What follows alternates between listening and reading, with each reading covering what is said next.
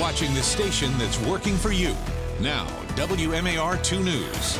I'm Christian Schaefer with your WMAR 2 News update today. The former mayor of Baltimore, Catherine Pugh, is scheduled to appear in front of a federal judge. She is facing 11 counts of conspiracy, wire fraud, and tax evasion. On Wednesday, the U.S. Attorney for Maryland unsealed an indictment which accuses Pugh of defrauding the government and taxpayers through a scheme involving sales of her Healthy Holly children's books. Now, prosecutors say Pugh sold thousands of those books but did not deliver them, instead storing them around the city and then using money from the sales to fund her campaign for mayor and then to buy and renovate a home in the Ashburton neighborhood of Northwest Baltimore. The indictment also accuses Pugh of creating fake tax documents and invoices and underreporting her income by hundreds of thousands of dollars. Two of Pugh's longtime associates, Gary Brown and the director of a nonprofit that Pugh supported, Rosalind Weddington, have agreed to plead guilty in the same investigation.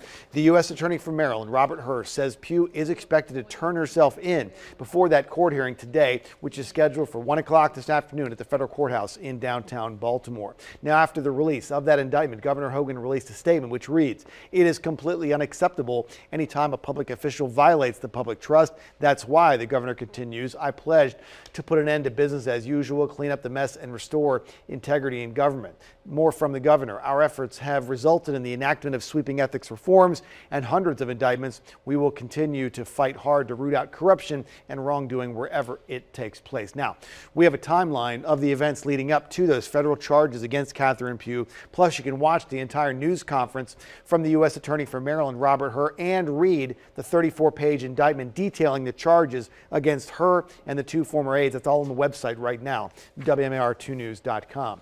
In Howard County, the school board is expected to hold a final vote tonight on that controversial school redistricting proposal. After a 10-hour session on Monday, school board members held 3 separate preliminary straw votes in which they approved the current plan.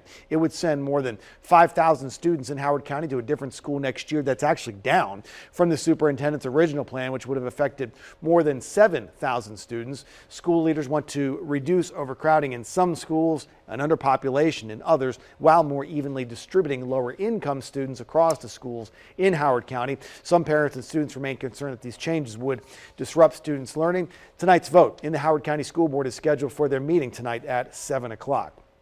In Anne Arundel County, students will go back to school after Labor Day next year. The Board of Education has voted to start school September the 8th of 2020, and then the last day will be June 18th of 2021. Spring break for students in Anne Arundel County will now be 3 days as opposed to 6, and there are 2 inclement weather days built into that schedule.